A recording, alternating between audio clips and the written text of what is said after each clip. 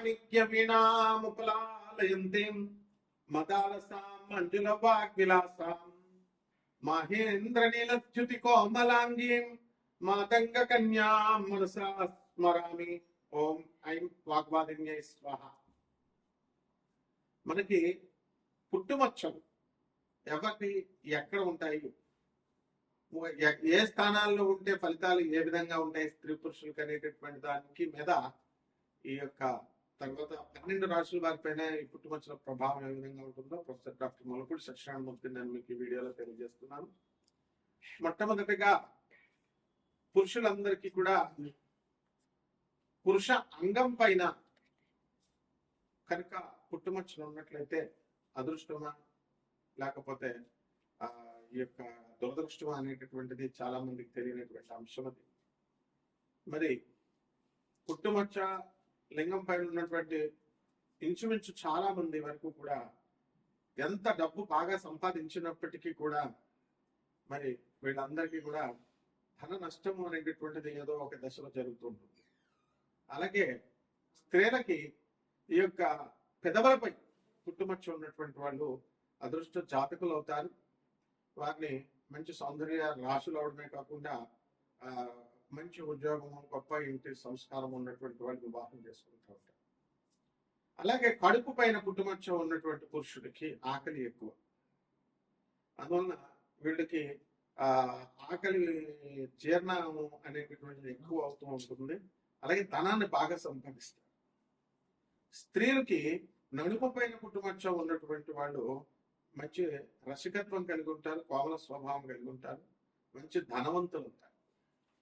అలాగే ఈ 2 కనుబొమ్మల మధ్య స్త్రీ పురుషులిద్దరికి కూడా పుట్టుమచ్చ ఉన్నటువంటి వాళ్ళు తీక్ష్ణ దృష్టి కలిగి ఉంటారు. అవతల వాళ్ళు ఎవరైనా సరే అటువంటి వాళ్ళని అంచనా వేసుకోగలుగుతారు, కీర్తిమంతులు ఉంటారు. అలాగే ఈ యొక్క ఉంగరము వేలు ఇదిగో ఇక్కడ దీనికి కనుక పుట్టుమచ్చ ఉన్నట్లయితే జీర్ణకోశ వ్యాధులు, గ్యాస్ట్రిక్ ప్రాబ్లమ్స్ రావడానికి అవకాశం ఉంది. ఈ చిటికిన వేల పుట్టుమచ్చ ఉన్నటువంటి వాళ్ళు వ్యాపార దక్షత కలిగి ఏ వ్యాపారాన్నైనా సరే చేసేటటువంటి వాళ్ళు ఉంటారు. ఇదిగో ఈ చూపుడు వేలు మీద దృష్టి వేలు ఉన్నటువంటి వాళ్ళు ఇతరుల యొక్క దోషాలని ఈజీగా గ్రహిస్తారు అండ్ కమాండింగ్ పవర్ అనేటటువంటి దానికి ఎక్కువగా. ఇదిగో ఇది శనివేలు. ఈ వేలు మీద పుట్టుమచ్చ ఉన్నటువంటి వాళ్ళు ఎక్కువ కష్టపడేటటువంటి స్వభావం కలిగి ఉంటారు. పాదాల మీద పుట్టుమచ్చ ఉన్నటువంటి వాళ్ళు తిరుగుడు చక్రాలు ఉన్నటువంటి వాళ్ళు, మా అరికాల్లో ఉన్నటువంటి వాళ్ళు కూడా గొప్ప ధనవంతులు అవుతారు. అలాగే ఎడమ తొడ పైన ఉన్నటువంటి వాళ్ళు వీళ్ళు మగసిరిగిని కలిగి ఉంటారు. అలాగే స్త్రీలకు కూడా తొడల పైన ఉన్నటువంటి వాళ్ళంతా కూడా మంచి సంపాదనా పరులు అవుతారు. అలాగే ఈ యొక్క శిరస్సు మీద స్కల్ మీద మనకి పుట్టుమచ్చ ఉన్నటువంటి వాడు మంచి సుడులు ఉంటాయి. 2-3 వివాహాలు అవడానికి కూడా అవకాశాలు ఉంటాయి. ఇకపోతే భుజము మీద పుట్టుమచ్చ ఉన్నటువంటి వాళ్ళకి మగవాళ్ళకి కుడి భుజము, ఆడవాళ్ళకి ఎడమ భుజం అనమాట. ఇటువంటి వాళ్ళకి అందరికీ కూడా మనకి ఏమవుతుందంటే చక్కగా భుజబలం కలిగి ఎక్కువ కష్టపడి ఎక్కువ సంపాదించడము ఇలాంటివన్నీ కూడా చేస్తారు. అలాగే ఈ దీనిపైన పుట్టుమచ్చ ఉన్నటువంటి వాళ్ళు ఎవరైనా సరే మంచి తీక్ష్ణమైనటువంటి జ్ఞానాన్ని కలిగి ఉంటారు. అండ్ ఎలక్ట్రానిక్స్ రంగంలో వీళ్ళు మంచిగా సక్సెస్ ఉంటారు. సాఫ్ట్వేర్ ఇంజనీర్లుగా రాణించాలి అని అనుకునేటటువంటి వాళ్ళకి చంకల్లో పుట్టుమచ్చలు ఉండాలి. అలాగే డాక్టర్లుగా మరి ఇటువంటి వాళ్ళంతా కూడా వీళ్ళు అవ్వాలి అని అంటే కనుక మంచి కీర్తి ప్రతిష్టలు రావాలి అంటే మోచేతుల పైన, మోకాళ్ళ పైన. అలాగే మనకి ఇక్కడ కాయలాగా ఉంటుంది, పుట్టుమచ్చ కాయలాగా మంచి వ్యాపార దక్షత కలిగి మంచి బిజినెస్ మ్యాన్లుగా మంచిగా మారడానికి అవకాశం ఉంది. ఆ విధంగా ఈ యొక్క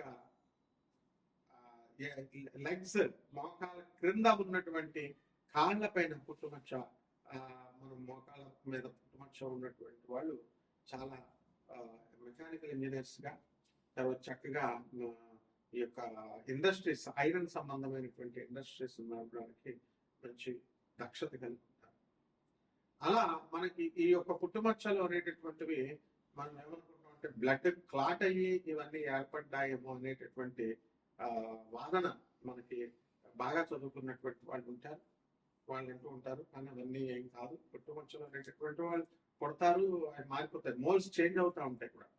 ఇప్పుడు నాకు చిన్నప్పుడు ఇక్కడ చెస్ట్ మీద ఉండేది పుట్టుమచ్చు, అది మాయమైపోయింది. అలాగే చేతికి ఇక్కడ మధ్యలో ఉండేది నాకు పుట్టుమచ్చ, అది ఇప్పుడు పోయింది. అంటే మార్పు వస్తూ ఉంటుంది అనమాట. సో నా 10th క్లాస్ సర్టిఫికేట్స్ మీద ఇక్కడే ఉంటుంది. సో ఈ విధంగా మనకి పుట్టుమచ్చలు అనేటటువంటివి మీకు అదృష్టం వచ్చేటప్పుడు బాగా పెరుగుతూ ఉంటాయి, అలాగే దురదృష్టం వచ్చేటప్పుడు కొన్ని మాయమైపోతూ ఉంటాయి, కొన్ని కొత్తగా పుడతా ఉంటాయి. అందువల్ల మనము ముక్కు మీద పుట్టుమచ్చ ఉన్నటువంటి వాళ్ళు తీవ్ర కోపులే, వాళ్ళు దురుసు స్వభావంతో ఉంటారు. నాలుక మీద పుట్టుమచ్చ ఉన్నటువంటి వాళ్ళు ఏదంటే అది జరుగుతుంది అంటారు. అలాగే ఈ యొక్క పెదవుల పైన అంటే ఈ లిప్స్ పైన పుట్టుమచ్చలు ఉన్నటువంటి వాళ్ళు మోస్ట్ రొమాంటిక్ గా వీళ్ళు తయారవుతారు అన్నమాట.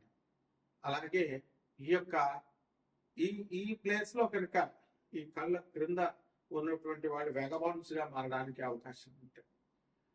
ఈ విధంగా మనకి ఈ పుట్టుమచ్చల శాస్త్రం అనేటటువంటిది పూర్వకాలం నుంచి వస్తుంది.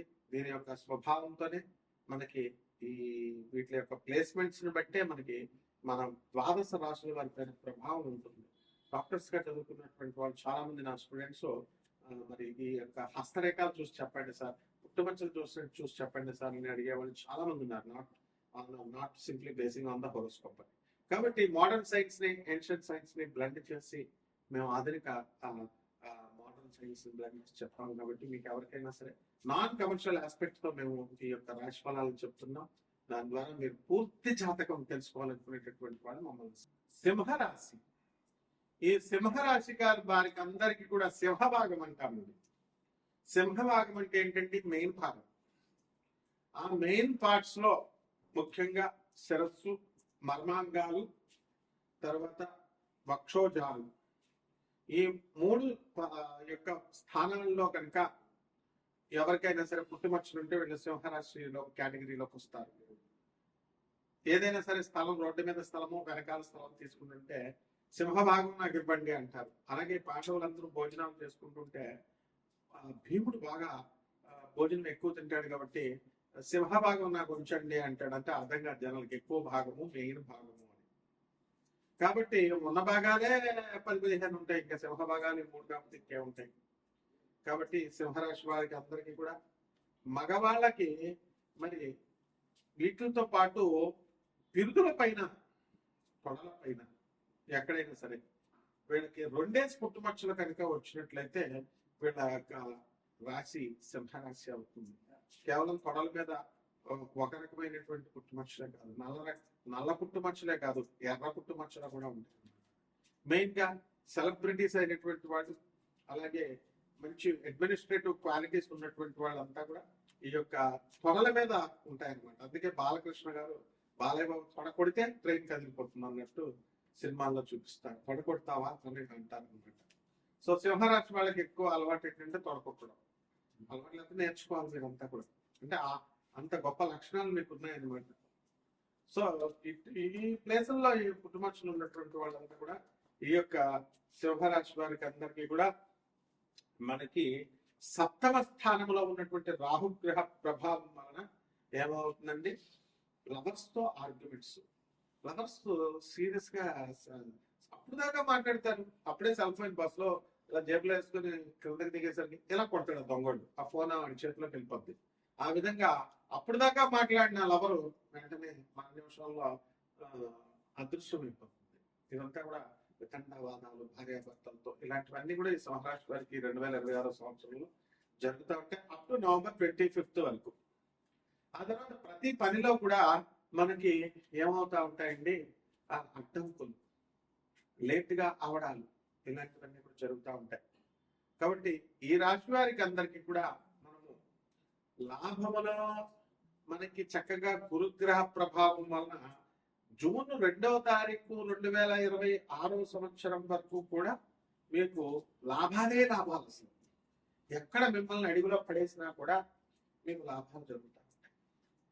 అదేవిధంగా మీకు చక్కగా ఈ యొక్క అప్పులు ఇచ్చినటువంటి వాళ్ళు చాలా, ఏమంటే గురువు గారు మేము అప్పులు ఎంత మంది చేశారని ఇలా చెయ్యొద్దండి అని స్కూల్లో మాస్టర్ పిల్లల్ని అడిగితే ఎంతమంది చెప్తారంటే 50 మంది క్లాసులో 49 మంది ఎత్తేసినట్టుగా ఇప్పుడు మన వీడియోలో నా స్టూడెంట్స్ మీరు అందరూ కూడా అందరూ అప్పుల బాధతో బాధపడేవాళ్ళని సింహరాశి.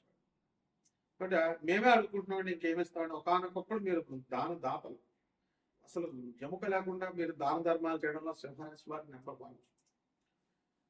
అలాంటి మీకు ఈ యొక్క అప్పుల బాధలు ఉన్నాయి. అటువంటి అప్పుల బాధలన్నీ కూడా తొలగిపోవడానికి అవకాశం ఉంది. ఏం భయపడకండి. 80 లక్షలు 85 లక్షల అప్పులు ఉన్నాయండి అని చాలా మంది ఫోన్లు చేస్తూ ఉంటారు. అది రౌండ్ ఫిగర్ చేసేయన అయినా ₹1,00,00,000 తర్వాత ఒకేసారి తీరుస్తామని చెప్తూ ఉంటారు.